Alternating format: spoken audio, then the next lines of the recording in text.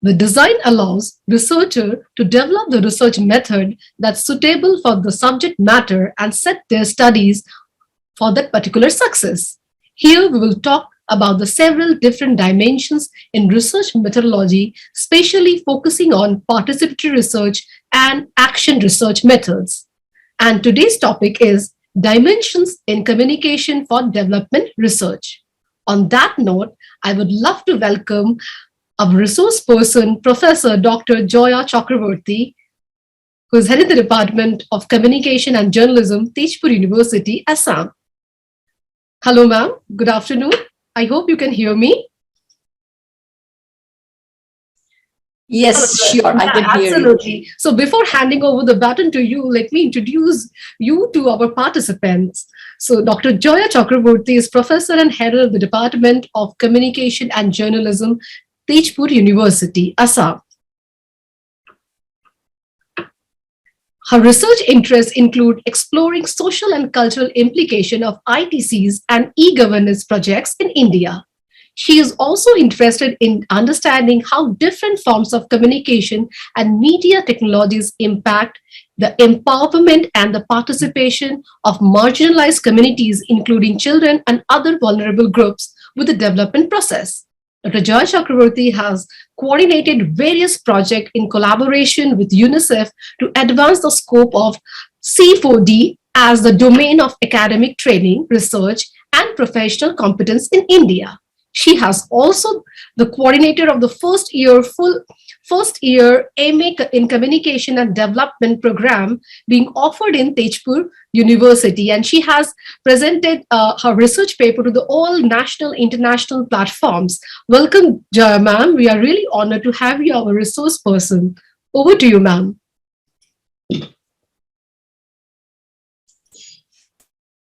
Thank you, Novena. And at the outset, may I thank Adamas University and all the organizers for thinking of me as a resource person and for inviting me for this particular program. I'm sure there has been a very long series of scholarly speakers who have preceded my presentation, giving or alerting the participants about the various dimensions in communication research. As you rightly mentioned, I am here to talk about one of my passion areas, I would say, which is communication for development research. That's an area which is mostly taught very commonly in most of the media departments in India. Everyone has or teaches a paper on communication for development or development communication. There might be different nomenclatures to it, but I'm sure all scholars, faculty members, and teachers of communication are very much aware of this area within communication studies. So I try and talk about that particular area and the scope of research in there. I understand I'm speaking to faculty members as well as research scholars. Absolutely. Here as part of this particular lecture. And some of you might be planning for a research.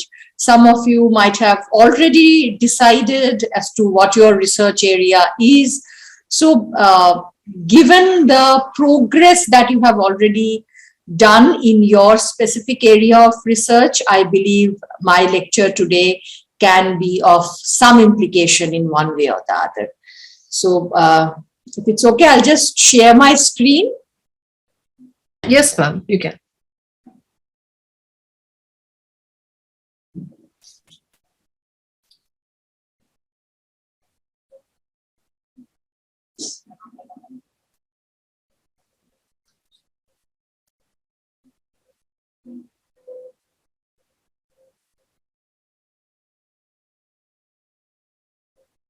Okay, I hope it's visible, right?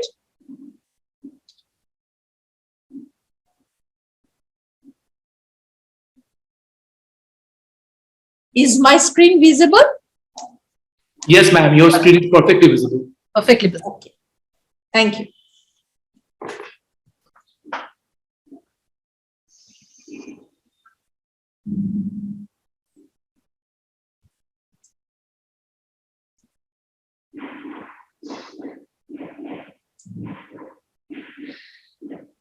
So let me first of all situate and say as to why I decided to talk about this topic. So I have some opening questions which I would probably want to pose to the participants here. And maybe you can think, and maybe you can also respond to it, which will help me to take our discussion forward. Does the research conducted impact the lives of people? That means the research that you are doing in whatever capacity, be it for your doctoral research, be it a research project grant that you have received, even if you are supervising some research work, does that research at the end impact the lives of people? Does it bring about any change in the quality of life, of the lived realities of people? So that's a question that we may start with or think about. Can you Is it? Yes. Do I have some responses? Yeah. Ma'am, you can change the slide as well, because the second slide you have been talking about, and am I not on like I have changed from the title slide, I have come to the second slide. no, ma'am, So it's not visible. it's not visible. Okay. So let me do something. I don't know, like should I Ma'am, you can press F5 and then you can use your arrow sign. let me just stop sharing once and maybe share the whole screen. That's a problem. Let me share my whole screen. In that case, it might be easier. Yes, ma'am, you can. Yeah, now we can see. But this is visible now? Yeah, absolutely. Okay, thank you. Yeah, so the next question. Is it able to provide some solution to a practical real world problem that is being faced by anybody? So not just problem posing, which is a part of defining a research problem that we usually do as part of all research work when we are thinking about a research problem, but does it also aim to arrive at a solution of some practical real world problem?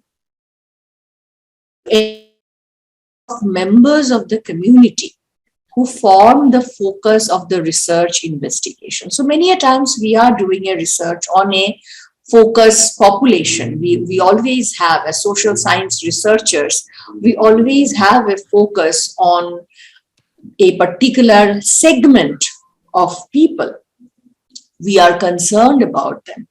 So are we able to ensure the stake of the members of that particular community who form the focus of our research investigation? Are they part, in what capacity are they part of our research process? The various research grants that we have at our hand, do they allow us to challenge the normative power relations or perpetuate status quo? So are we allowed to raise questions regarding different social structures which are there around us? Does our research allow us to do that? Does the funding that we receive for our research somehow guides us to frame our research questions in a particular way so that no status quo is disturbed as part of our research? So these are some guiding questions if we are to able to think about it. Can anyone of you please respond to it? Anyone who wants to respond? Anything that you would want to share on this particular count as we go ahead?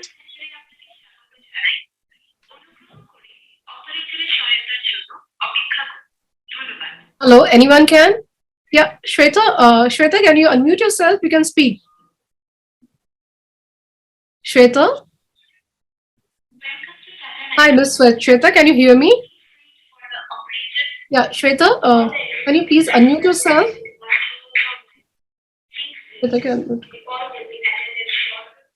Okay, I see Shayak raising a hand. Hello. Yeah, Can sure. you Please please go unmute? ahead. Yeah. One of the PET Yeah. scan book. Yeah, Shaya, can you please Yeah, unmute yourself and speak? yeah, Yeah. yeah. Ma'am, good afternoon to you, ma'am. And I would say that every research starts with a problem that we try to look at the problem, the solutions for, I guess. I mean, this is one of the fundamentals that even the objective of our research is based on the problem, addressing those problems. And in the conclusion, we try to match up with each of the,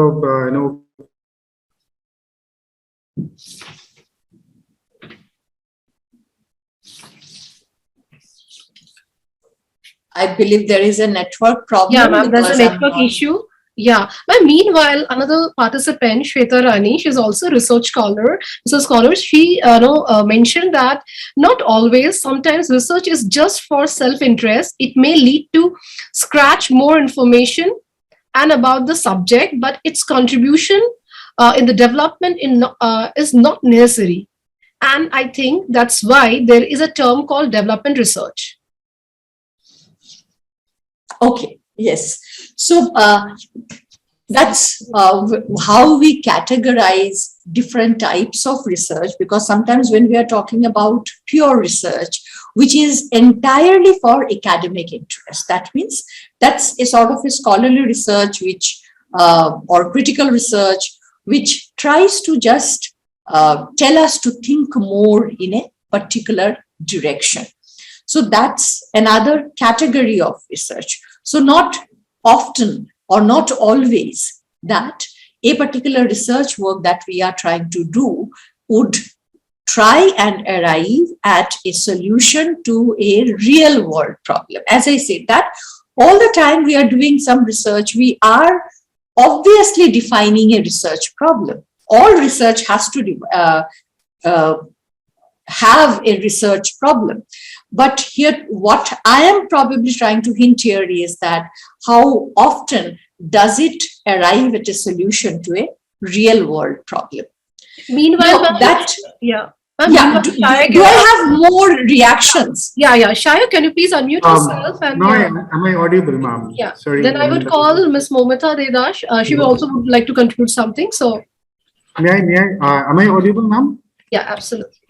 Yeah, sorry, my last time there was this network issues.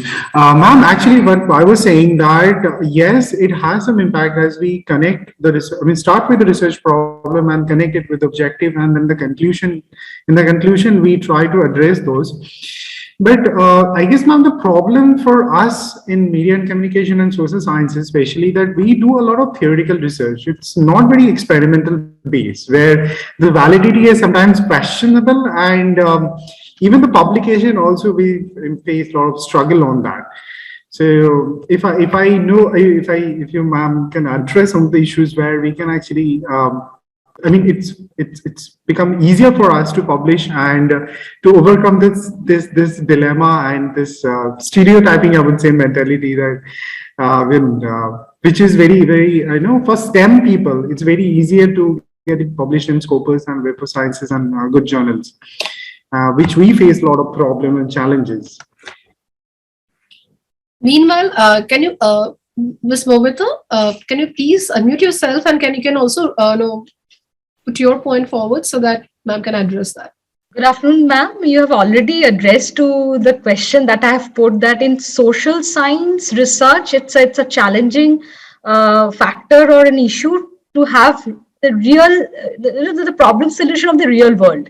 So we generally talk about theoretical practices or theoretical things, but when we can't have the practical solution of the issues.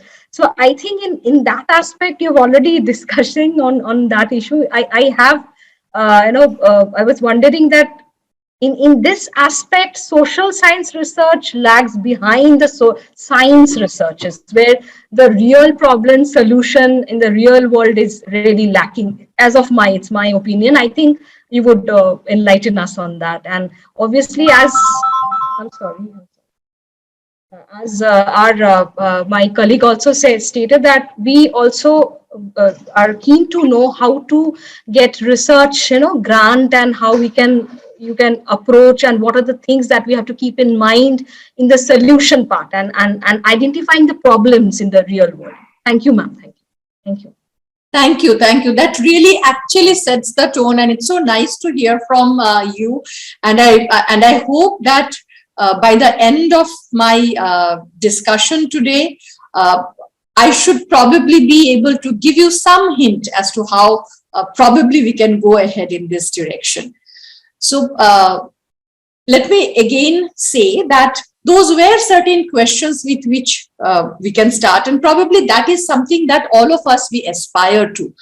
Obviously, you have hinted that one can be that our desire to do something meaningful, that's always there in terms of social science researchers, that we are doing research. We really want that our research should be remembered. It should leave a mark somewhere.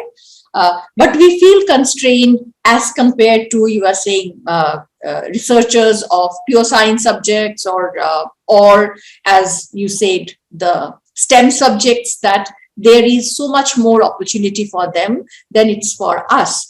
But that's exactly where probably our perspective towards doing research needs to evolve in India. So I will tell you, I will try and talk about it from two things. One, from a very, very practical dimension, the way that you have raised that there are issues of publication and then why we are doing it and motivation, and as well as from a theoretical premise as to what domain or what type of research or what sort of an world view should our research problems, when we are identifying a particular research problem, we are deciding on a particular methodology, it can probably be informed from what type of worldviews. So what has, again, from a practical context, what has been a matter of concern for us is the lack of relevance of traditional research findings for practitioners and policymakers. So that's from where the practicality of research comes. That's where probably scientific research, not scientific, pure science subject research, physical sciences research or STEM research goes forward and social science research gets left behind. So the desire among social scientists to conduct research that has social relevance is always there.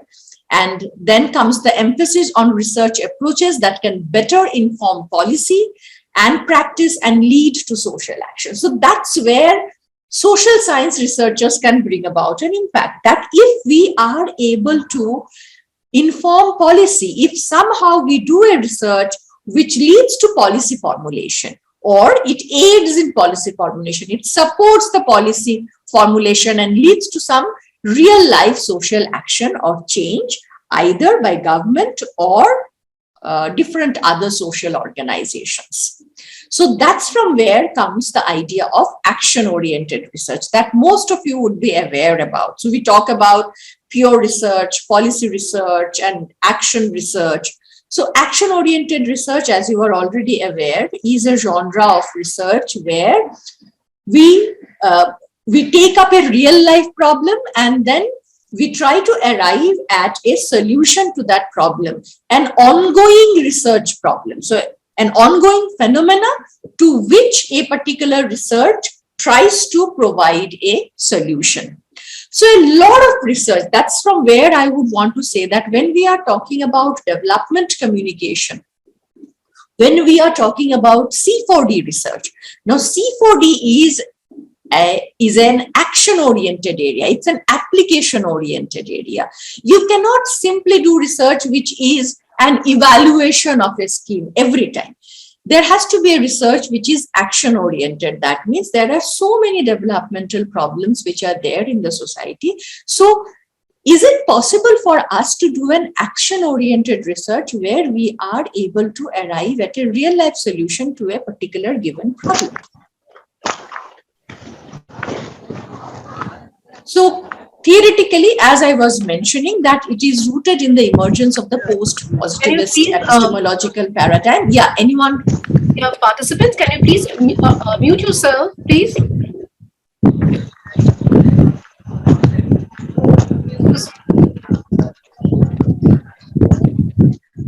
Host, can you please?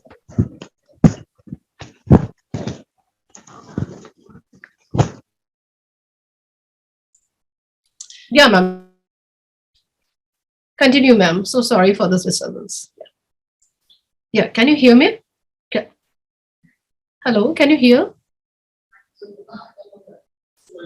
Ma'am, can you hear me? Hello. Yeah, I can hear. Yeah, I'm sorry for the disturbance. Someone unmuted. Yes. So, as I was saying, theoretically, we can talk about it from one premise, which is the premise of the post-positivist research. So, you would be aware about the post-positivist research paradigm. So, when we are talking about participatory research, when we are talking about action-oriented research, we are essentially rooted in the post-positivist epistemological paradigm. And when specifically talking about participatory research, we are informed by Paulo Freire's liberatory pedagogy and the third world perspectives of community research. So where we are talking about the dialogical pedagogy of Paulo Freire and trying to emphasize the idea of sharing, idea of dialogue, we are talking about where it is not about people being considered as the repository of knowledge, where only researchers or external researchers are understood to be the repository of knowledge, where only they know how best to do research, but an active engagement of the communities with whom research is being done. So it is basically an a umbrella term for a school of approaches that share a core philosophy of inclusivity and of recognizing the value of engaging in the research process, that I was saying, that it is not only that people would become the beneficiaries, but they would become active participants in the process of research. So essentially, why we do participatory research, or why talk about participatory research in C4D research, is for the purpose of democratization of knowledge creation. As I was saying, that we cannot assume that it's only academic researchers, specialized researchers who are the creators of knowledge, who are the carriers of knowledge, and who only have the expertise to create knowledge. It is to break that bias that participatory research aims for. It is talking about democratization of knowledge creation. That means everyone has the capacity for knowledge creation. And it is also emphasizing on a transnational knowledge network, meaning that knowledge is not to be reposited in certain corners, but sharing of knowledge across geographies, across communities, across multiple domains. And in terms of social change, or in terms of development, we can talk about participatory research at different levels, that it can be like a project cycle, more in terms of action research, and then policy formulation. Now, if I may just here clarify that when we are talking about participatory research as such, it is not essential that every participatory research is action research. Participatory research can also be done for pure research, and participatory research can also be done for action research. So it is this distinction, if it is blurred, needs to be clarified, that one is not a substitute term for the other. That means all action research need not be participatory, and conversely, all participatory research is not essentially action research. But as I'm trying to emphasize here, the importance of being able to conduct action research as well as participatory research as part of broad social science research domain, which obviously includes communication research. Well, meanwhile, one of my colleague, Nitish Tripathi, he asked you, asking you some question like, What are the difference between development support communication and communication for development? Can you elaborate with example? I can elaborate with example, but can I take this question later? Because what Sure, would ma'am. happen is that here this question is, what should I say? It is more in terms of a definition of a terminology. If it's essential for me to clarify it now, I can do it, but otherwise I will say that it actually is not, has got nothing to do with research per se, but it's just about, I would say, in the chronology of terminologies in communication for development, development support communication precedes communication for development in terms of approach, in terms of what should I say, in terms of how much of participation, how much of community involvement, how much of democratization is intrinsic to the definition of what is communication for social change. So development support communication is more situated in the dominant paradigm, more commonly understood terminology, whereas communication for development would be situated more in the alternative paradigm. So that I would say for now, but if you want more clarification, I will come to it later at the end of my presentation. If you are not, what should I say, content with this, I can elaborate more, but let me first complete Yeah, sure. the aspect of research. Sure, ma'am, you can continue and maybe later on you can give a little more brief to it. Yeah, we can keep this question. I will answer it in detail. Okay, sure, ma'am. Because these are, I believe, very common confusions that people have with so many terminologies like communication for development, communication for social change, development support communication. I can also suggest some readings which will help you to understand the distinctions on those. Sure, ma'am, you can share with us. Okay, so typologies or variations of participatory research. These are multiple terminologies which are used. I will not get into each one of them specifically. There are minor differences, but what I would want to probably emphasize here is the philosophy or the approach in any form of participatory research. So I'll just take up a few of these terminologies and try and talk about it, wherein my basic intention is that if you see value in a particular approach, and if you see that there is a scope for application of any of these approaches, any of these techniques or methodologies in the research that you are currently pursuing or you intend to take up in the near future. Okay, so CBPR, as it is more popularly called, or the community-based participatory research.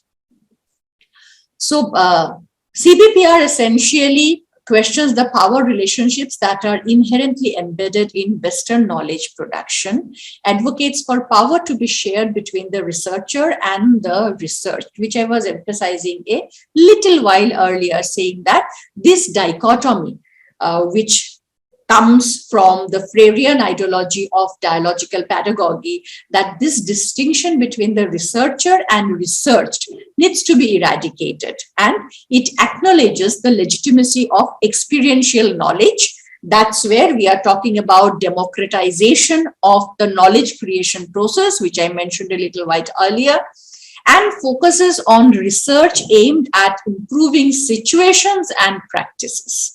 That means situations and practices of different community groups, and essentially realizing that there is value in the knowledge which is inherent to people who are traditionally considered to be those who are the researched. That means they form only the subject of research, but necessarily understood not to have the competence to emerge as researchers. Okay, so I would not get into the theories here because that will make the presentation very long, because this is inherently embedded in the dialogical pedagogy of Paulo Freire, from where this entire ideology of participatory research draws its background from, which talks about the importance of experiential knowledge. It talks about equality.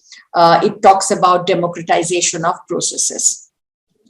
So essentially, when we are talking about CBPR, it is more concerned about marginalized populations who are essentially, as I said, considered more as a subject matter of research.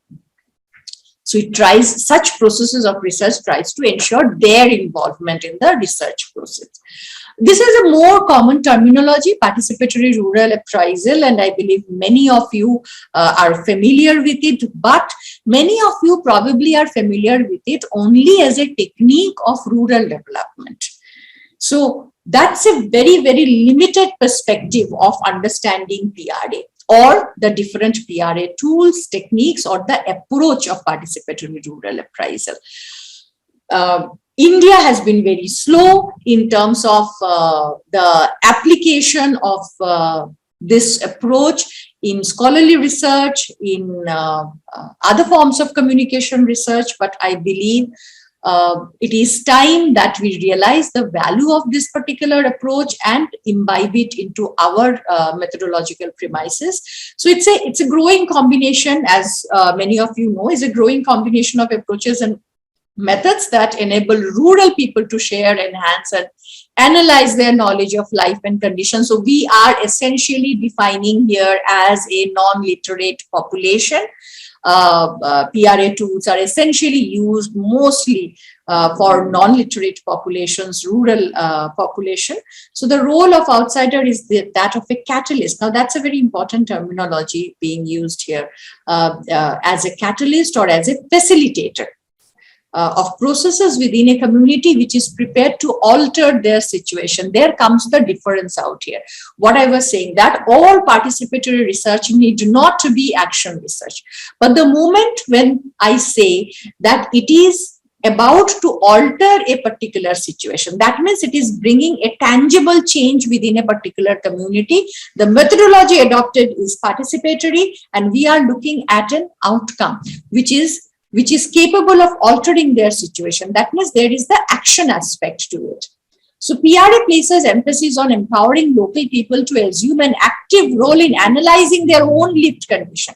So people analyze their own lived condition, understand the problem, and understand that what potentials and capacities are inherent within themselves and what sort of a solution to that problem can be arrived at by they themselves, where the external agents or the researchers remain only as a facilitator or a catalyst to that particular process. So these changes are supposed to be achieved by collective action, and the local communities are invited to assume responsibilities for implementing the respective activities. So they are involved in all the different phases of the problem solving process.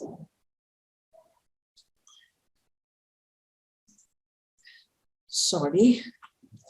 Yes, another popular approach or that many of us might be familiar with is participatory action research. Do I have a question here? Someone raised a hand. Yeah, Debolina.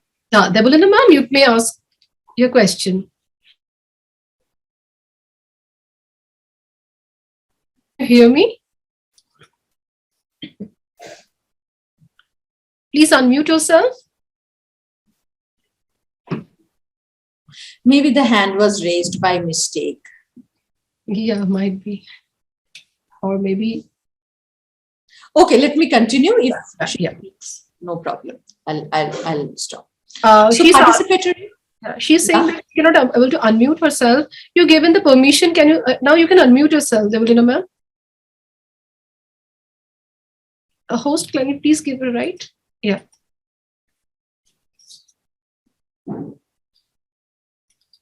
I hope you can unmute.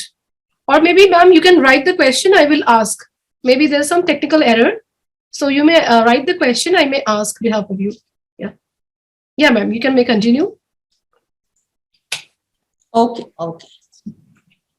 Yeah. So participatory action research seeks to understand and improve the world by changing it. As I was saying, that the end change is very important in terms of any action research. It does not just does a research in a participatory format. People are involved in the research process and we just stop it at that. But it is at problem solving of a very, very real life practical problem. At its heart is collective self-reflective inquiry that researchers and participants undertake. So researchers and participants undertake so they can understand and improve upon the practices in which they participate and the situations in which they find themselves. So it's a reflective process. If you look at the process here, so there is research and observation and reflection on the data that is collected, and then there is a planning, and then there is doing, and then after doing, again, with whatever is achieved or whatever is lacking, there is again a reflection and a research and observation, and then again which leads to planning and doing. So it's a cyclic process of thinking, doing and reflecting. Okay, so the research is a continuous cyclic process in participatory action research. Here we understand that these processes are very, very contextual. That means they are contextual to the local culture. So they take into consideration the people, the culture, their lived realities, the history. Everything becomes part of this research, the planning, the doing and the reflection process. So this entire research is taken up within the historical, cultural, social realities, social contexts of the people with whom the research is being done. Again, empowerment evaluation, another approach in participatory research. So in empowerment perspective, it is important to close the distance between the researcher and the research to give voice to the participants' definition of reality. That means what constitutes empowerment for me, what constitutes subjugation for me, what constitutes marginalization for me is my perspective and may vary extensively from somebody else's perspective. So these emic and ethic perspectives are taken into consideration, and it would help participants get greater control of their lives through recognizing their strengths and abilities. So it talks about a emic perspective and then talks about the lived realities. It helps the process of introspection and capacity building of the participants, where they recognize their strengths and abilities and are able to bring it forth for the process of empowerment. It premises that there are multiple and constructed realities, again, theoretically situated, as I said, in the post-positivist research domain, that human behavior is time and context bound, so that enduring context-free generalizations are difficult to make, something which is usually done in positivist research, and that causality is multidirectional and multifactored. So, which essentially says that it's difficult to arrive at a cause and effect understanding of social realities, because cause and effects are essentially multidirectionals and multifactored, and the simple cause and effect relationships in terms of social science research are very, very difficult to make, or rather should not be done. So that's as I was saying, that participatory research starts from an entirely different worldview altogether. So you have to understand and kind of connect with this particular worldview if you are planning to do any participatory research.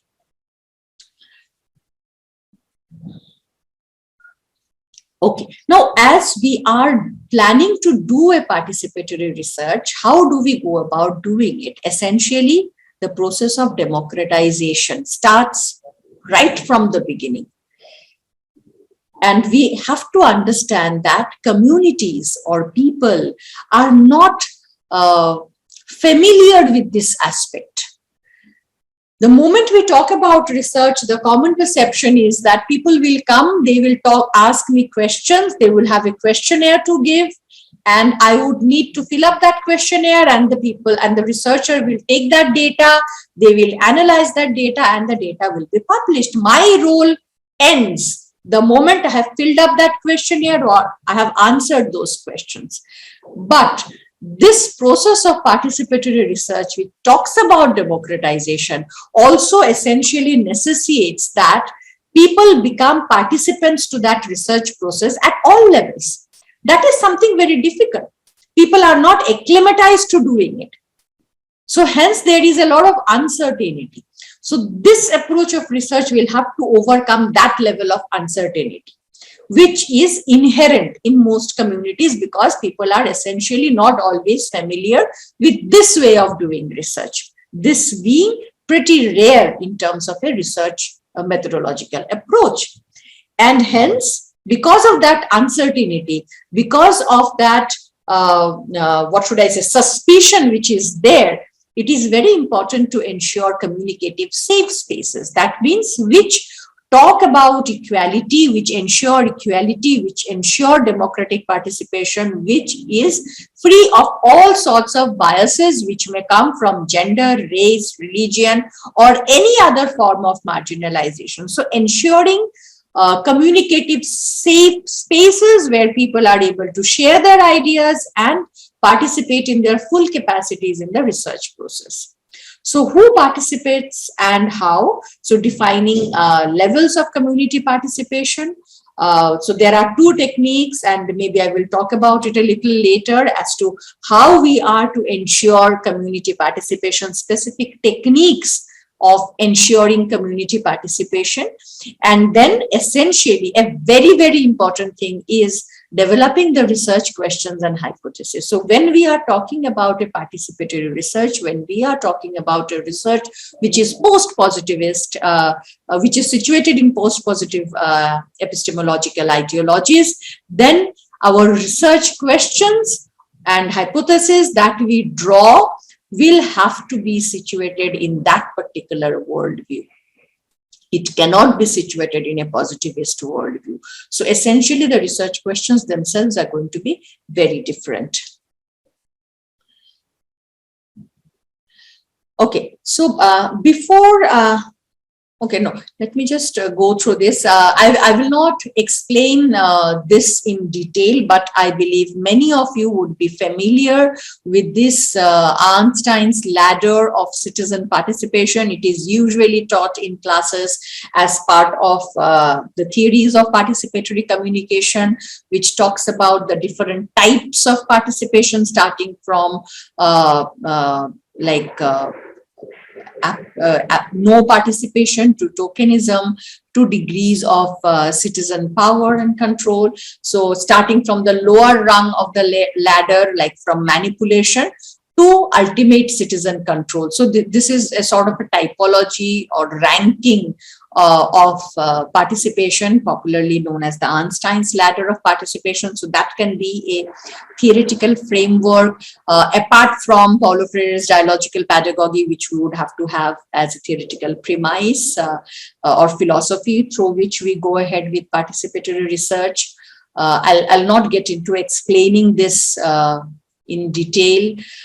This is what I was talking about, the stakeholder analysis in a research process where we, number one, identify different stakeholders as primary, secondary, or tertiary stakeholders of any research process, participatory research process, or action research process, which is trying to arrive at a specific solution in terms of what is their interest in that process, what is the level of interest, how they are connected with it, their effect on the interest. That means they are positively affecting, that means they are inclined towards your particular project, or they are not. So basically just saying whether they are for or against. So people may have interest, so they are concerned about whatever you are planning to do, but their concern might be in a positive manner or in a negative manner. So we need to understand when we are taking up a particular topic for research, we are taking up a particular issue for dealing with the public, then we need to understand that how are the different stakeholders connected to my particular issue? Are there many in support or are there many against? So number one, who they are and how they are connected. And then the importance for success, that means to grade it in a scale of 1 to 10. So how important is their participation in terms of getting the success? So if someone is has a negative effect on the interest of the project, that means they are negatively connected, but they are extremely important. So there has to be strategies by which I can convince them. The research has to take that also into account. So their importance for the success and how they can probably influence the process. How are they going to influence them? So these are different ways by which we usually do categorization or do a stakeholder analysis. And then how they will be involved at different levels of the project implementation.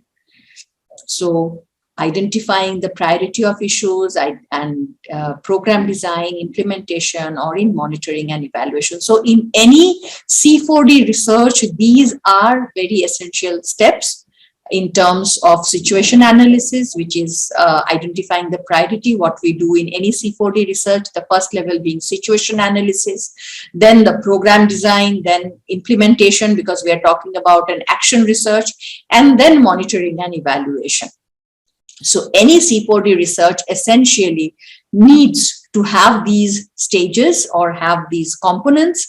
And in that case, I would now again need to plot my different stakeholders as to who would be informed.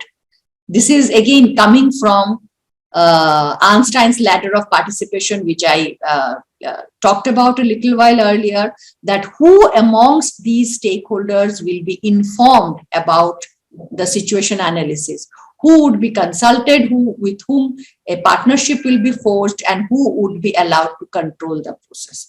So all the different stakeholders which I identified in the previous phase, these different stakeholders whom I identified and how they are connected, they will now be plotted as to how they will engage in the different stages of the process. So this is essentially a structure of doing C4D research, and maybe once we get into it, we will be able to understand it much better with an example.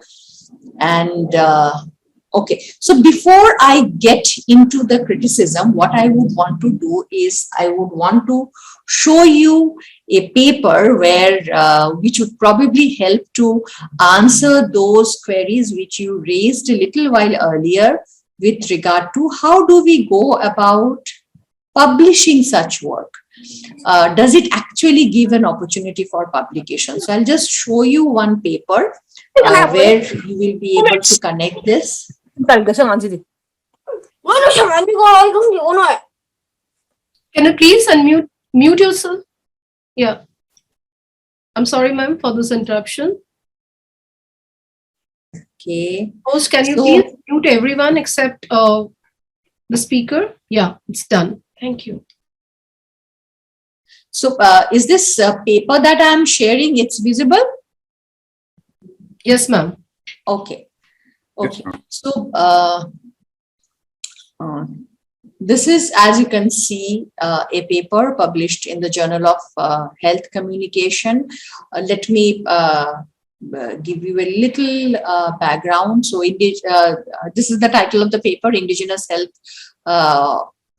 Organizing at the Margins, Creating Access to Health by Building Health Infrastructure. So it is essentially a participatory action research.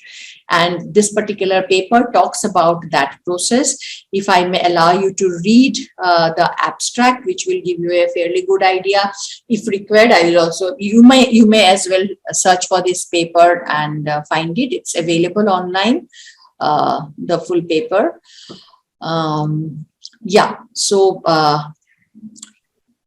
Socioeconomic challenges, communicative barriers, and the lack of health infrastructure constitute and reinforce obstacles to health for all, especially for those who live in the underserved spaces of global south. This research addresses such contextual adversities by investigating how indigenous people in a remote Himalayan village collectively took ownership of a health organizing initiative. The result of this initiative was the creation of a 4-bed mini hospital designed to increase community members' access to basic curative and preventive health care, grounded in praxis-based critical health communication approaches. This research challenges top-down and externally dictated interventions by placing subalterns at the forefront of a bottom-up and community-led health initiative. The centrality of discursive engagements and local-centric participatory actions of marginalized indigenous participants in this research calls for culture and communication-centric research initiatives for increasing access to health at the margins.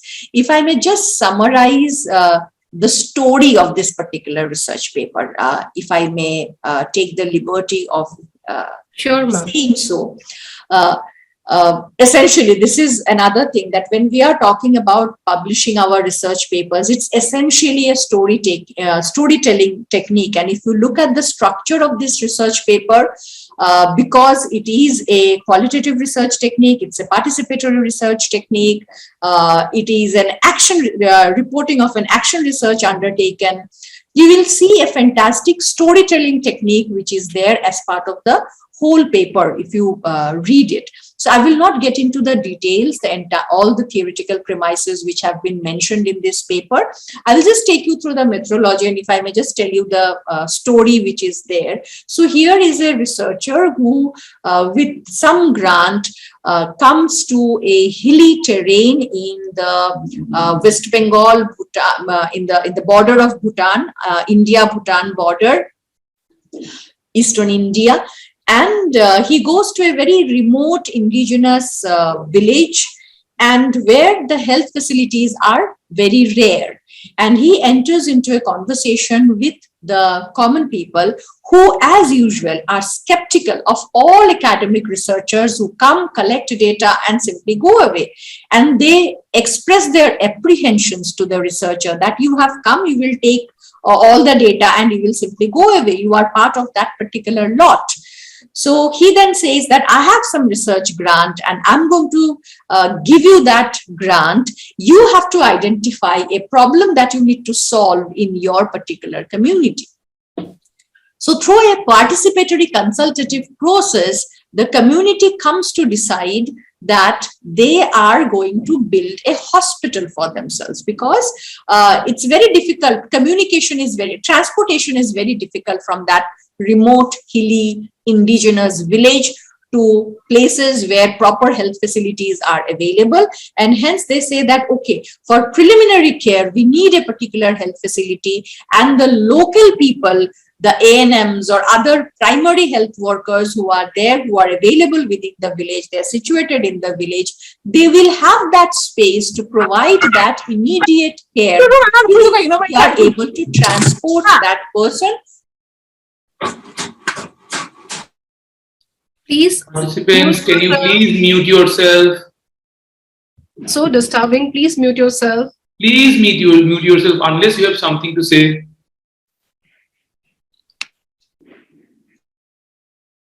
Yeah, ma'am, you can continue. I'm so sorry for the disturbance. Yeah. So they want to build a particular facility. So here there is a constraint of the amount of research grant which the researcher has brought, and then the community through a consultative process decide as to how they are going to solve that particular problem, how they are going to bring in other resources in addition to the resources which is being brought in by the researcher to solve that particular problem. They need the space, they need to know how to build it, so construction material, so everything else is involved in that particular problem solving. So if I may just take you through the methodology section of this particular paper.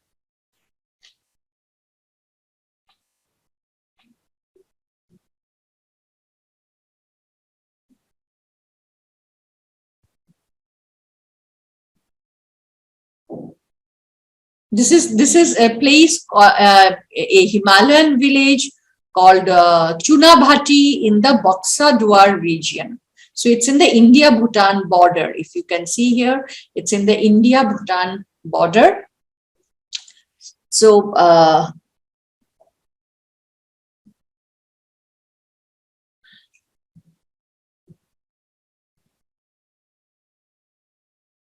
so during the focus group discussions which were conducted, villagers collectively deliberated ways of addressing underdevelopment and health disparity. So given the prolonged history of oppression and exploitation, my presence initially created suspicions in the community. Villagers were skeptical about talking to me. They preferred group conversations in public spaces. So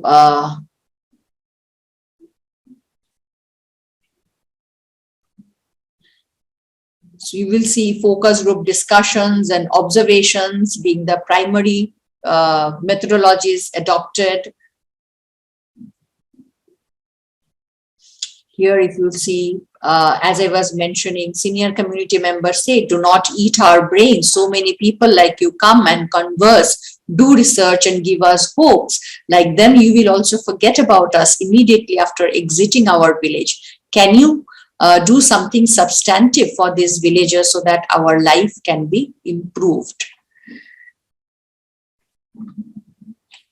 Okay, so so villagers' collective decision making was not instantaneous, rather it was a long-term process which demanded mutual trust and consistent dialogue and deliberation over several years. So it is a research which took a lot of time in terms of trust building. Community members were well aware that development initiative, especially infrastructural, were resource and capital intensive. So, therefore, economically poor villagers were often forced to depend on dominant structures, help, willingness, and material aid. So there were different meetings which were conducted by the villagers to ultimately identify the problem. Then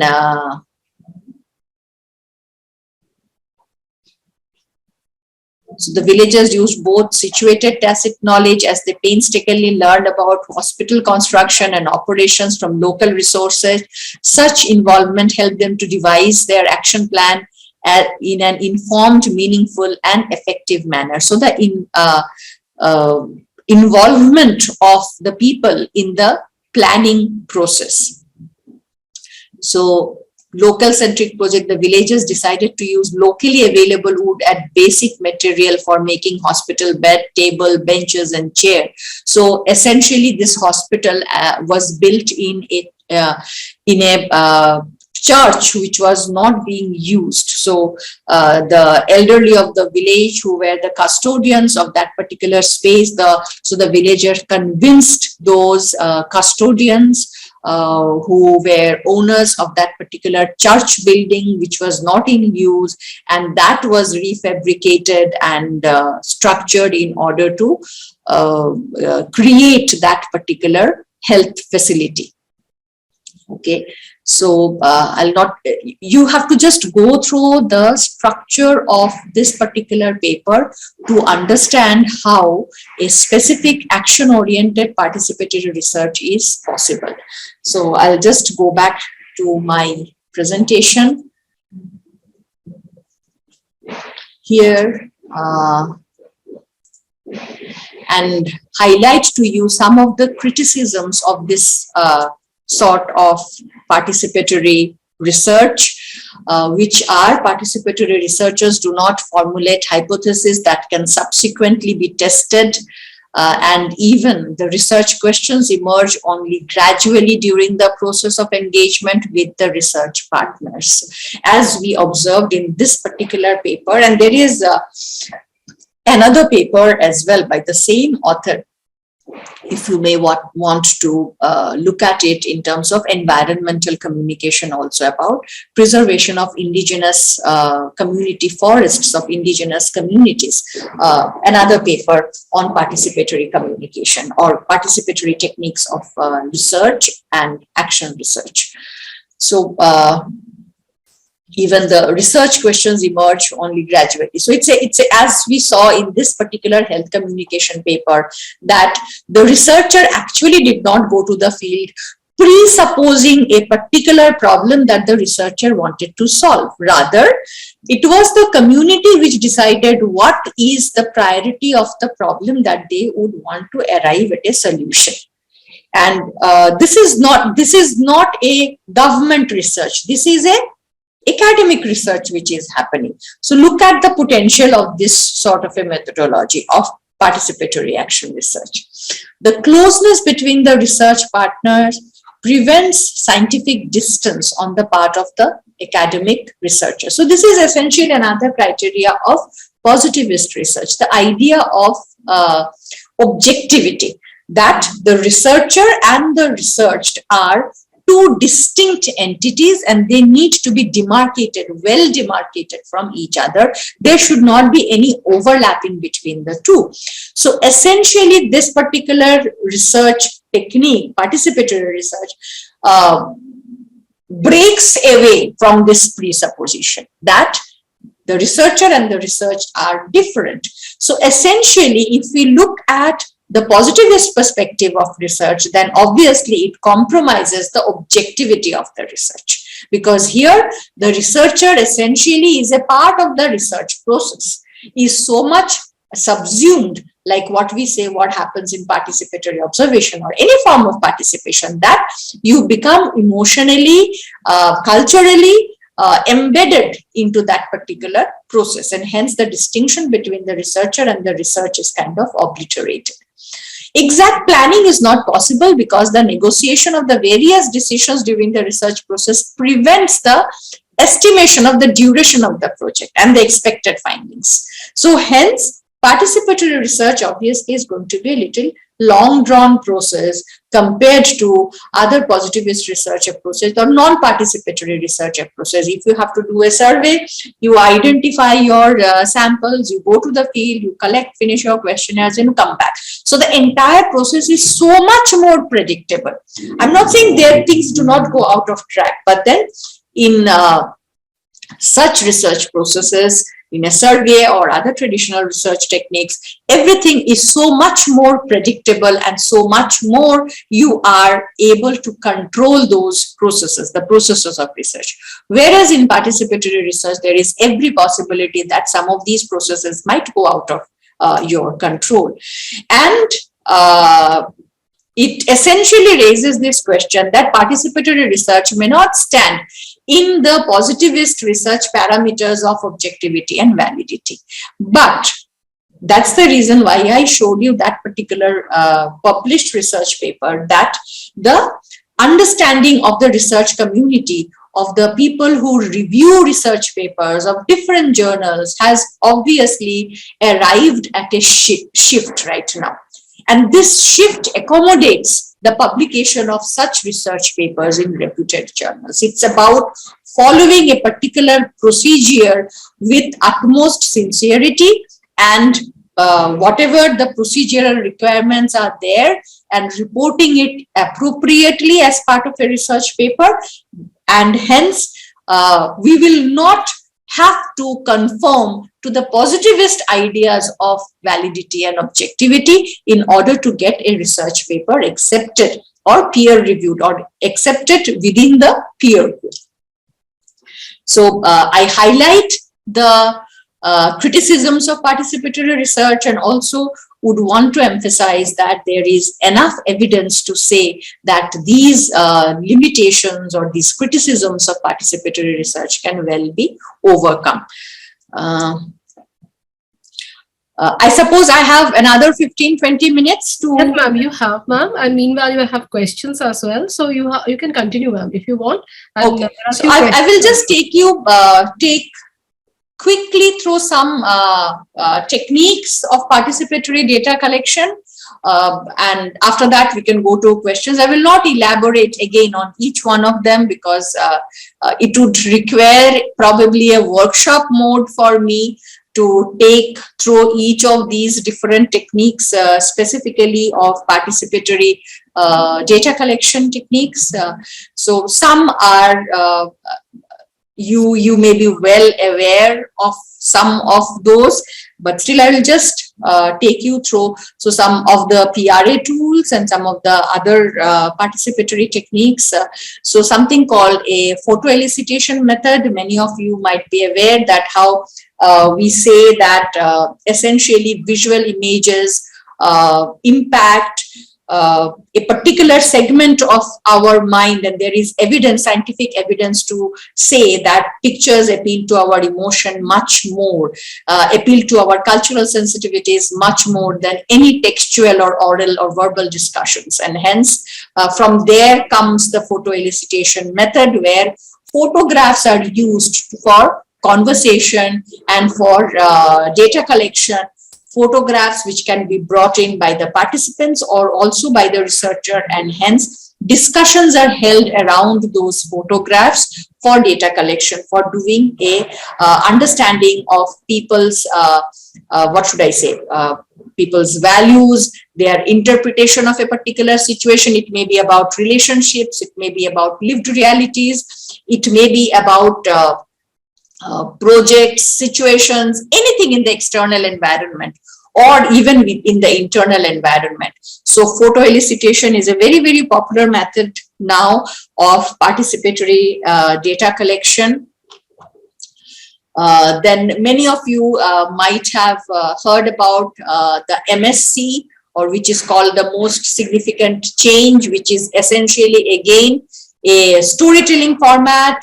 It's a hierarchical format where various participants are asked to identify the most significant change that they have observed as part of a particular process or whatever has happened in their lived realities. And then that is again discussed at a different level. From there, you arrive at a shorter list of the most important change, or similarly that way, and ultimately you arrive at that one change which the entire community agrees that that is the most important change.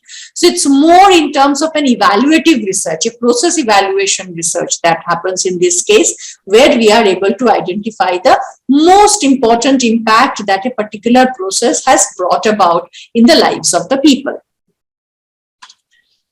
Then we also have techniques of ripple effect mapping, which essentially draws from mind mapping techniques, again trying to understand the impact of processes, the interconnectivity of where there are multifaceted events which are happening, where there are multiple aspects to it.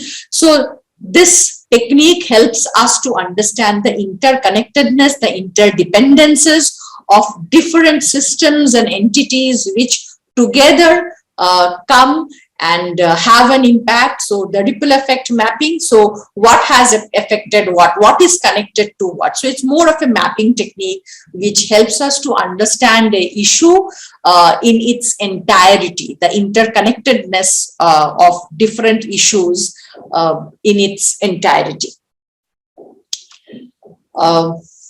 A very, very common PRA tool, Transact Walk, which helps us to understand societies, communities, their lived spaces. Again, a very common technique of participatory data collection, essentially used as PRA tool for non-literate audiences. But let me tell you from my personal experiences that I have seen this particular technique bringing in so much of discussion and so much of thinking processes, even when used in literate ambiences. So this is a technique essentially probably developed for a non-literate rural audience, but has interesting experiments which are done in literate audiences also. And if you use this particular technique of problem tree and solution tree, you will see so much of rich insights being drawn out of that process. So rather than just probably using a focus group discussion, there can be very interesting exercises done using the problem tree and the solution tree technique. Again, social mapping, a participatory APRA tool, which can be used to understand the local resources, the different cultures and communities which are residing within a particular study area. A interesting PRA tool. Resource mapping, again trying to understand the resources, capacities and vulnerabilities of land usage patterns within communities. A seasonal calendar which can have interesting implications about livelihood opportunities, about economic opportunities, then about agricultural innovations. Lots of applications can be there from these sort of techniques of participatory data collection. And then also we have the income expenditure matrix, where we try to understand the different economic segments of the solution and where do their income and expenditure go to. So understanding the entire economic structure or the market economy of a particular community. So these are some of the examples which are there.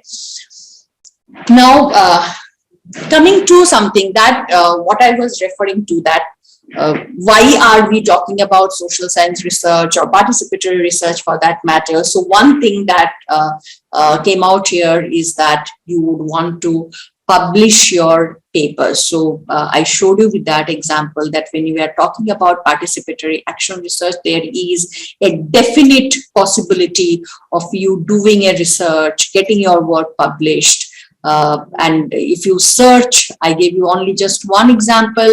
If you search publications, go through it, you will find many such papers which are published. Now, another area where you can probably explore and think about, essentially, which we usually do not do. So I would probably ask you to keep track of the CFPs or call for proposals or request for proposals by institutions like DST, DBT or Vigyan Prasar. Essentially, we do not usually look for those. As social science researchers, we back upon ICSSR or UGC for our research grants. But if we are to look at a little beyond, there are lots of grants available in DST, in DBT or in Vigyan Prasar in terms of awareness generation, in terms of promotion and publicity. I have just taken out one which I saw in the DST website yesterday and put it out here, which has which is talking about livelihood generation of SC communities. So anything which talks about awareness generation is also part of it. So there are social science aspects to these larger CFPs which are launched by DSTs or DST or DBT. Another important thing that faculty members should explore, social science researchers, is forging partnerships. There is, I can tell you there have been projects done where faculty of communication department have collaborated with faculty of molecular biology and biotechnology, where they have developed animations on immunity.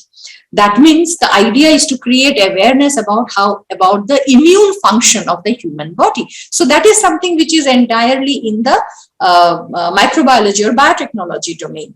But when we are talking about creating awareness amongst the public about the immune system of the body, they are using animation for the purpose. So when we are talking about animation, when we are trying to talk about awareness generation, there can be a collaboration between a communication department and a biotechnology department. So these are avenues that we need to be concerned about. We need to start thinking. We need to move beyond our narrow confines and think innovative in terms of the way we can collaborate, the way we can submit proposals for grants to DST, to DBT, to Vigyan Prasar, or various other organizations. Why I am saying so is sometimes we will see that the research grants that we receive from ICSSR or from UGC are very limited, very limited. It does not allow you to undertake a very long-term project or a project which is like, what should I say, finance intensive. But if you are able to get grants from DST, DBT, you might be able to get grants like about for 50 lakhs, 30 lakhs, which is so very common for you to get grants to that tune for it.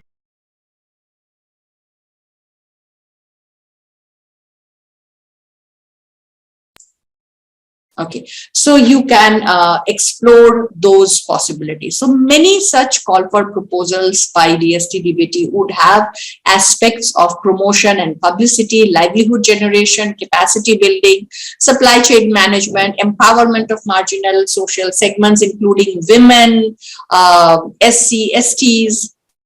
So many such marginal sections are there in terms of their focus areas. There is a lot of research which is now possible. It's a very, very, what should I say, emerging area. Lots of CFPs keep on coming on indigenous knowledge systems. A lot of CFPs you can see on indigenous knowledge systems. So anyone who is interested in that, all of these have opportunities for conducting participatory field research and participatory action research. So the last point is just something which I took out from a CFP. If you go to the DST website, you will see a CFP which is right now there for the work that can be done for communities, scheduled caste communities, with a focus on livelihood generation among them, or improving of certain technological innovations within the SC communities. So there can be project grants, and I can tell you there are examples where social science or humanities faculty have got DST DBT grants for sociological work to be done, but the grants are being given by DST and DBT. So it's always possible. You can apply yourself, or you can also apply in collaboration with other faculty members in your institution in a collaborative research, where there will be a social science aspect or communication aspect to it, and there will be a physical science aspect to it as well. So these were just some things which I wanted to highlight.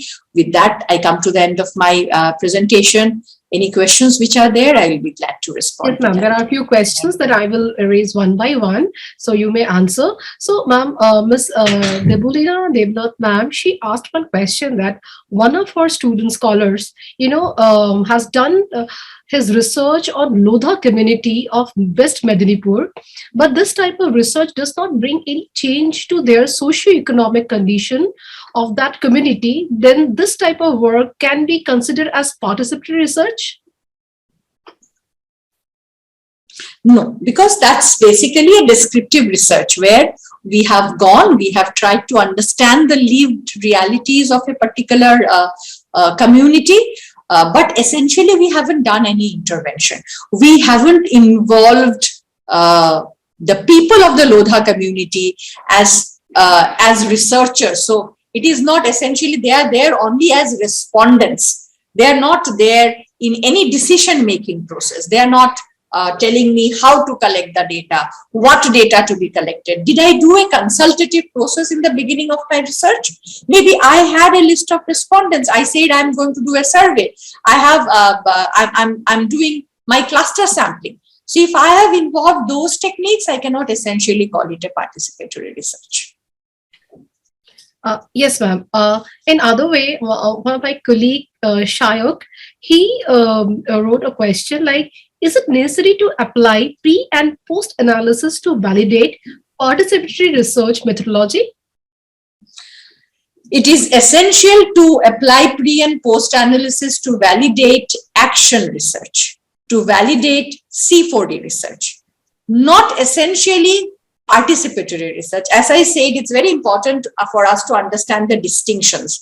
When we are doing a C4D project, if it's a project that I am doing, so I have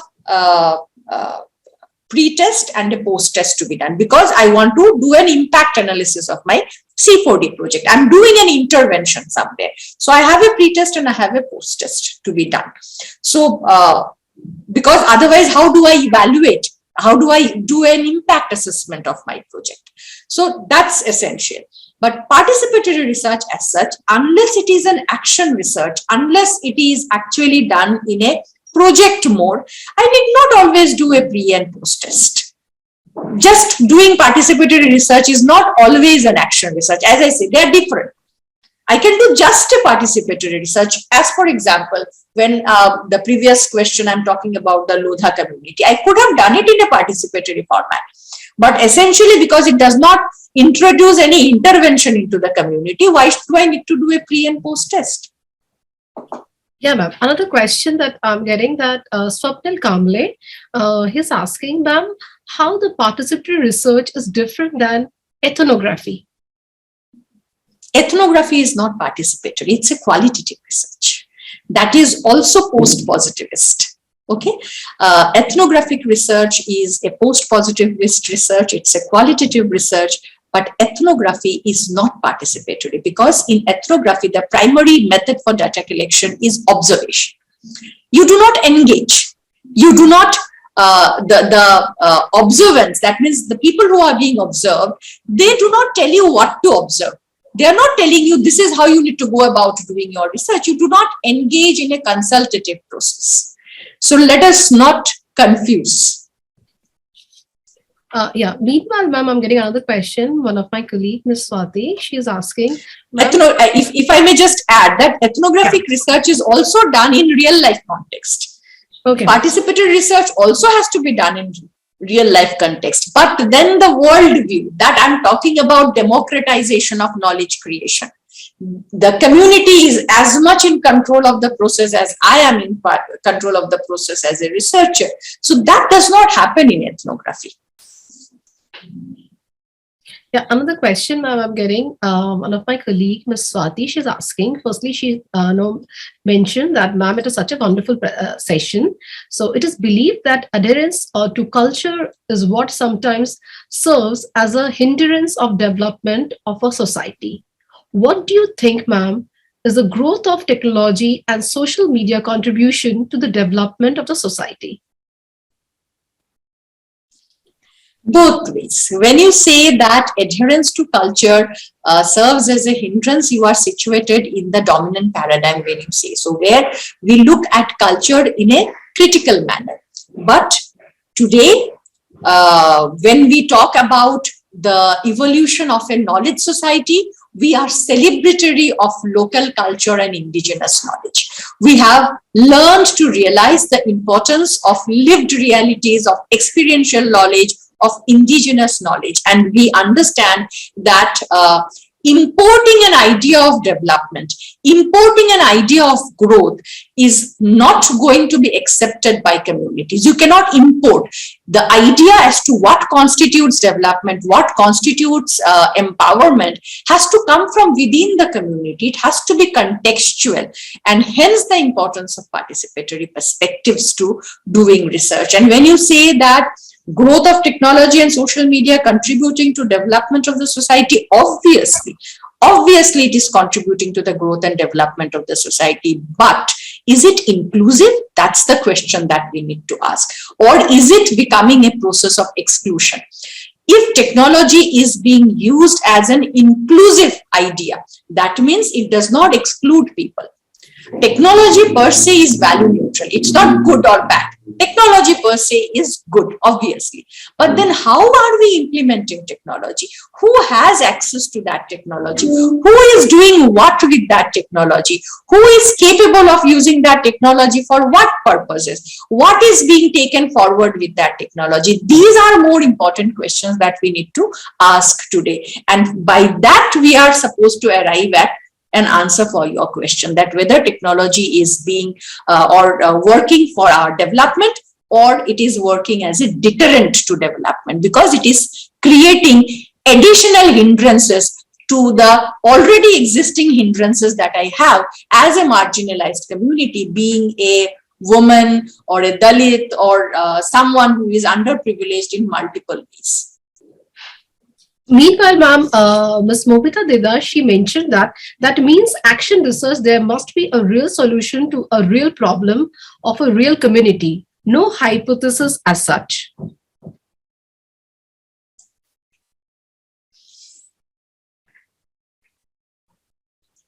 Hypothesis as such is mostly questioned in the, what should I say, in the post-positivist research, or when we are doing research using grounded theory method. Then we are not supposed to have a hypothesis. That means we are not supposed to presuppose anything.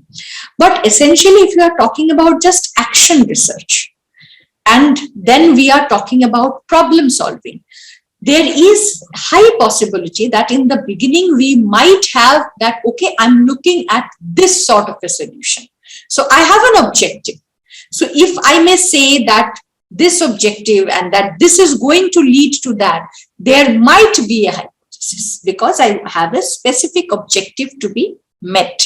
So if I'm looking just at action research, which is a problem solving research, it is possible that I can have a hypothesis.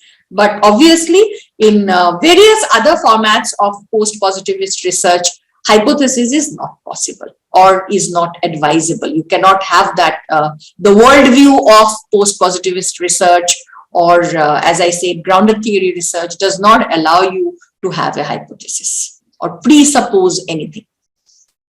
Yes, ma'am. One of my colleague, Mr. Nitesh Tripathi, he raised his hand. So can you please, Nitesh, can you unmute yourself and ask a question? Yes, ma'am. Ma'am, am I audible? Yeah, absolutely. You are. Good evening, ma'am. So, ma'am, there was this discussion on emic and etic part, and it is in this regard. I have a question. So, I guess, 1 or 2 years ago, I saw a documentary on Rajya Sabha TV YouTube channel, and they showed, a documentary on tribes of Andaman. So, what I saw was they tried to, through intervention, bring those tribes in the mainstream development by, introducing them to education, by focusing on their literacy.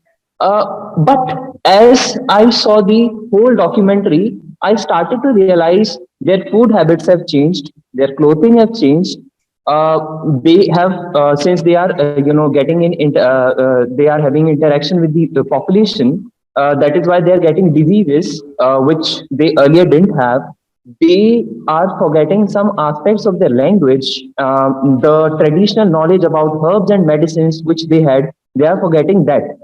Now, my question is such intervention necessary, given that this particular intervention was done by the government, and what aspects can be focused upon when we talk about intervention? That is, we are trying to bring development in those tribal areas for their tribal population. A very insightful question, and I believe the queries, the critical thinking that has come to you is extremely important and extremely worthy. you are very right in your observation that does such intervention actually constitute development. So we are introducing a alien culture, an alien idea of development for these people, for the tribes in Andaman.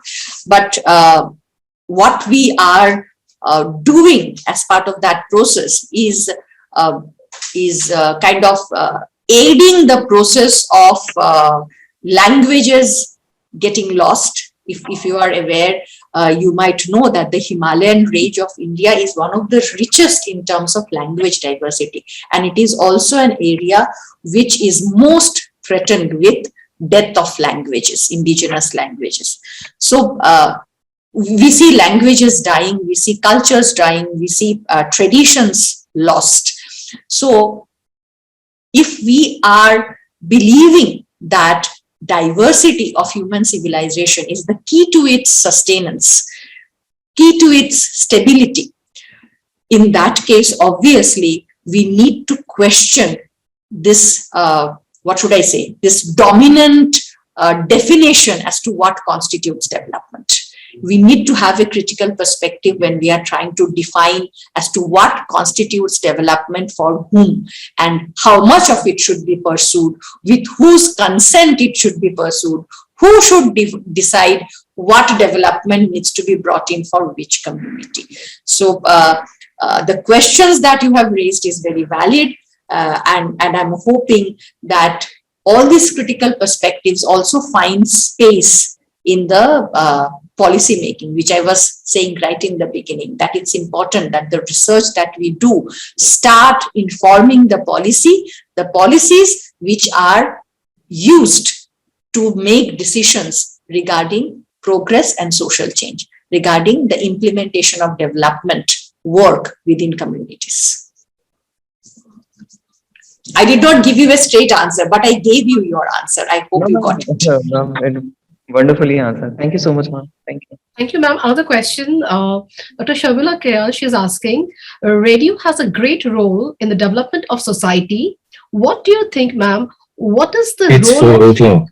Sorry, ma'am, it's a system generated sound. So, yeah, radio has a great role in the development of society. What do you think? What is the role of radio in development communication in contemporary times? Well, I believe we are all very aware that radio has resurfaced as a very popular medium of communication in India today. But essentially, if we are to talk about a contribution in the field of development, then we will have to talk about radio in alternative media spaces. So there are some very interesting experiments in community radio which are happening in different parts of the country. Obviously, the success, sustenance, philosophical, what should I say, reality of many of these radio stations are differential. Some of them are living up to the philosophy of community radio. Some of them are actually facilitating community participation, whereas others have not been able to do so to the expected level. So if we have to talk about having a contribution in development sector, we will have to look at the alternative radio in the alternative platforms rather than the mainstream radio that we are popularly seeing in different parts of the country. So if we talk about the alternative spaces, yes, radio can still play a big role. And yes, public serving broadcasting, we cannot not talk about public service broadcasting. But I believe that requires innovation, that requires a lot of refabrication according to the current realities of different audience segments of the country. I wouldn't say urban, rural or anything like that. I wouldn't want to say that public service broadcasting is only for rural areas, not for urban areas, nothing like that. But once we have a restructuring of the broadcasting pattern, obviously radio can play a very, very significant role. Nothing to denounce that. Thank you, ma'am. No, other participants, they are writing that, thank you so much for indeed a great session. They thanked for that you replied very well. So they have been writing constantly. So ma'am, one question that I'm asking, I don't know whether it is exactly to the context or not. I still remember when we were in the masters, then we used to go to, two villages. And what we used to do, we used to ask the villagers or those who are working there, I used to ask them, the group used to ask them that you write your paper, whatever the news you feel in your village, you write whatever way. We used to edit, and every fortnightly they used to get one A4 sized or sometime in a tabloid size. We used to publish one newspaper. It's just a notification that even they do have their news sense, and they are also writing. And this is a whole process. So we did it for 3 to 4 months. Can that be a part of that, and one can use in the research in that way? Because it is also a part of participation. Fantastic experiment that you are talking about. It is entirely participatory. One, if you have taken back that publication to the community who have contributed the news to you, if you actually take it back to them, and because you are talking about a publication, if it is a literate community who are able to read it themselves, so if that is happening, I can obviously say it's a fantastic participatory experiment that you have talked about. I was talking about the way then we were into BHU and we used to do a development communication survey, and it was our project. So maybe someone allotted with the drainage system, someone allotted with the midday meal. So this was basically we used to do as a development communication as a part of subject, and we used to do this kind of. So this can be also a part of participant research, and we can even try and put this into a paper. It can convert it. Is that so? Fantastic idea. Very, even the idea that you are talking about is very interesting. And obviously you can structure it into a particular paper to show what you just said, the news sense of the people.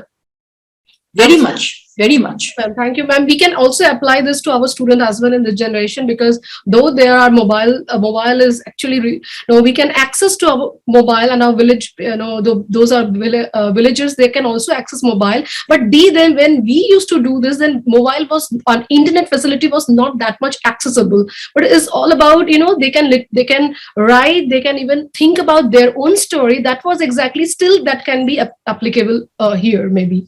Thank you, ma'am. Thank you. Ma'am, okay. Dear participant, do you have any other question? You may raise your hands.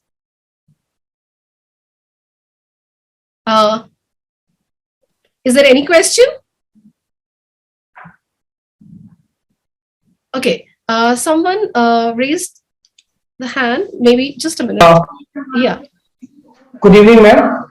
Good evening. It's very interesting and actually very lively session also. Ma'am, actually just I want to know that I'm from Manipur, and I've seen that in some parts of the hill area, actually there is a danger of losing the cultural identity due to the introduction of basic education, Western education. There is loss of cultural identity. They are losing their cultural identity, which means their customs and their actually traditional knowledges. So how can we actually stop it through participatory research? Yeah, ma'am. I may repeat the question again, that he is asking that can we intervene through participatory research, loss of cultural identity? Can we do something with the participatory research? Coming from Manipur, I can understand the politics of identity, which is a part of prominent political discourse there, and a matter of great concern, and the very definition of identity when you are talking from Manipur. I understand the complexities which are inherent into that. Yes, there can be various participatory media experiments which can probably play a very significant role in terms of creating a resilience for indigenous identities, cultural identities as such. And as I was just mentioning, that community media experiments have a very big role to play in terms of sustenance of cultural identities, indigenous cultural identities. But yes, apart from that, when we are talking about exemplifying these voices of resilience, the examples of such cultural resilience, or even probably highlighting how the erosion of cultural identities are happening amongst the younger generation, the factors for such, there can be certain techniques of participatory research, at least if not the entirety of it, there can be participatory elements which can become part of it. Even I believe there are interesting techniques where some research is happening in terms of nethnography, where we are talking about people participating in different digital discourses where they are expressing their ideas in digital spaces. But we are looking at that also, or interpreting that as well as a mode of participation where people are voicing their opinion and talking about issues that concern them. So that can also be an approach which can be used. So you can think about that, which I did not actually highlight as part of it. I was talking about community situated, but nowadays you can apply those ideas in new media techniques, in digital technologies as well, to talk about participatory communication. Thank you, ma'am, for a wonderful answer. Thank you. Thank you very much. Is there any question? Okay, ma'am. Firstly, I must tell you it's very insightful, and those who are pursuing the research, for them it is very, very helpful to understand the specification of participatory research. What I can say as a part of that, I'm also into research, so that's why I could able to relate it. So before ending up and summing up, one question that I want to ask you, because right now, ma'am, in the rural areas now,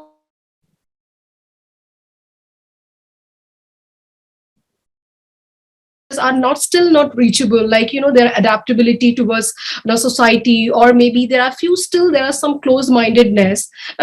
Is there any particular thing, maybe one approach I'm just discussing? Suppose if I'm showing any film or documentary related to maybe dowry, or maybe honor killing, or maybe I'm using any community, or maybe couple of people, or maybe suppose Khap Panchayat or anyone, if I'm showing a documentary and I can take their feedback and impact what they think, can be a part of the research? Very much. The photo elicitation method, which I right now told you. So you are using photograph as a visual element to start a discussion. What you are hinting at is you are using a film in order to start a discussion around it. So there is a preliminary idea or a preliminary thought that you introduce into a particular community through whatever visual technique that you are bringing to the fore. So it can also be a film. If not a photograph, it can also be a film through which you introduce a particular idea and then involve the community in a discussion so that they become vocal about their thought processes, their attitudes, their situations, and their lived realities get an expression. Yes, but how are you using that data later on obviously is going to decide the what should I say, whether it is going to be a participatory research or not, or it's going to be just a focus group discussion where you have used something as a tool for data collection. So, but obviously, if you want to do it just like the photo elicitation method, this can also become a technique for that. Okay, ma'am. Okay, thank you. Thank you for answering me, because now you have given us a different kind of avenues at how to apply this kind of research. Normally, we do a lot of like historical studies, or maybe we do a lot of case study, which is already available. But participatory research, it also gives we can go one step ahead and do something, and it may be both the way. The people, those who are part of it, can understand, and those who are doing that research can also be very helpful for them. That's what exactly I now at least conclude in that. So, ma'am, really, it's a very, very enriching session. I'm just concluding. I'm giving a little concluding pointer so that it will get a good sum up. So, ma'am, you first discussed a few questions. You started with few questions like research, how it impact our life, and how it able to give a solution to our issues and the other problems in the world. How you ensure the community from the focus research group, the research funds you discussed about. You discussed a lot of context related to participatory research, such as rooted in the emergence of post-activist and epistemologically, and that paradigm that you are using that. And ma'am, you discuss a lot of goals related to participatory research, such as democratization of knowledge tradition, then knowledge network, social change during project cycle, policy formulation. Then you discuss a lot about typological variations such as activist research, cooperative inquiry, dialectical inquiry, appreciative inquiry. Then you all talk about, empowerment, evolution, participatory research, participatory action research. You discussed a lot, and then you gave some insight to CBRP, those questions that you gave us, and then you discussed all about rural appraisal, how we can elucidate these kind of thing. Then you discuss a lot of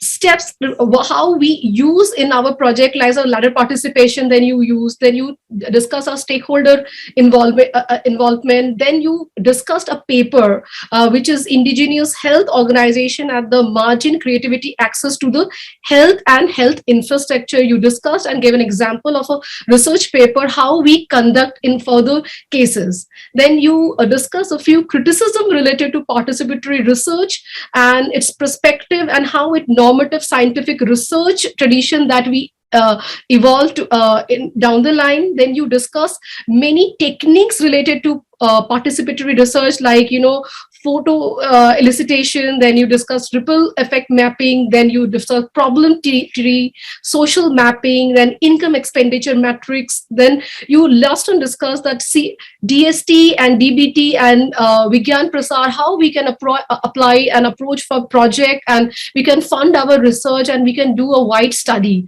In that way, the session is really enlightening and giving another perspective to it. Once I was also reading when Mallika Sarabhai giving a documentary on it, that how she used dance as a part of research, and how she created docudrama, dance drama, and give a stage presentation to the local people, and how they're also getting affected. It may be their social life, dowry system, then honor killing, then even promoting their small scale industry, how she is using dance and expression or drama in the rural area, and how she's creating that.